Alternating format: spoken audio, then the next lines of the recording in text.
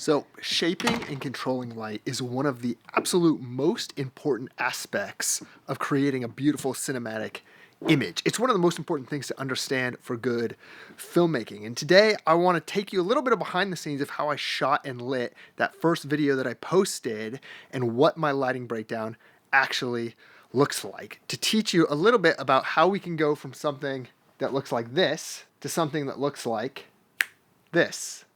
Okay, so let me start out by stating the obvious. I am in an empty, ugly, cluttered attic in my home, one of the only empty rooms in my home, to set up and shoot this video, which means lighting is going to be incredibly important in taking a space that looks, quite frankly, like trash and trying to make it beautiful or cinematic or pleasing to the eye in some sense. So let me also say I'm by no means a lighting expert, but I have learned a few things and I want to show you the way I lit this so that maybe you can learn something new, but also that if you have any ideas for me on how to make this setup even better, on things to tweak or change or to make it look even more beautiful, I would love to hear that in the comments below. So let's dive right in and break this down.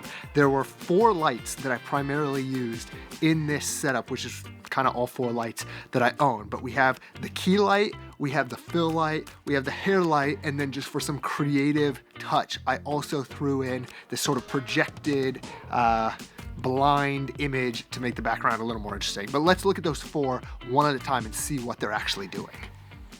So let's go one by one. I'll turn all these lights off and then turn them on one at a time so we can see how they're actually impacting the image. So there you go. All lights off. We expose for the window in the background since that's the brightest part of the shot. And also the most difficult, trying to not blow out the highlights in the window, but also bring the level up in the room enough so that you're not just looking at what you're looking at right now, a black image, is a unique challenge and something I'm continually getting better at, hopefully. So let's start right here with my key light. Now, as you were able to see, I have this big 8x8 piece of diffusion here on this sort of T-bar setup, and I am bouncing a Nanlite FC500 through this 8x8 diffusion, and this is giving me my key. It's really bringing up this right side, this key side of my face, but you can see the rest of the frame is still pretty dark. So then I decided to add in a fill light. Now I have that off to my left, bouncing up into the ceiling, just bringing a little bit more light into this shadow side. So off, on, there you go. You can see it just kind of raises the level here.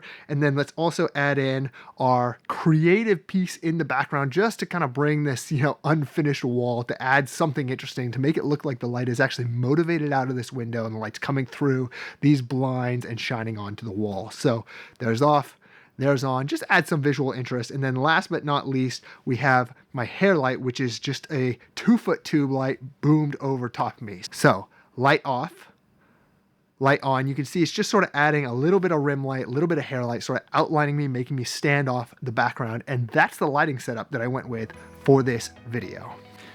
Now, this is the first time I've actually tried a lighting setup exactly like this. Normally when I use this kind of big 8x, I'm just shooting this light directly through it, but I wanted to try and create an even softer source. So what I did is I tried to bounce it into this 4x and then into this 8x, and I do love the softness of the light. What I will say though is it made it hard to get my levels high enough. And one thing that I would change about this setup that I don't think I absolutely nailed was the overall level. I think in that final image, I was a little underexposed. I actually had to bring it up almost a full stop in post to get my face, my skin tones properly exposed. So absolutely still in the process of learning, but this is how I shot that video. This is what the final image looked like. I would love to hear in the comments below, what would you change? What would you do different? How could I improve this setup? And what is your favorite way to get that really beautiful cinematic soft lighting, especially when exposing for a window in the background? So I appreciate you guys hanging out. Look forward to hearing your thoughts in the comments below and continuing to grow as a filmmaker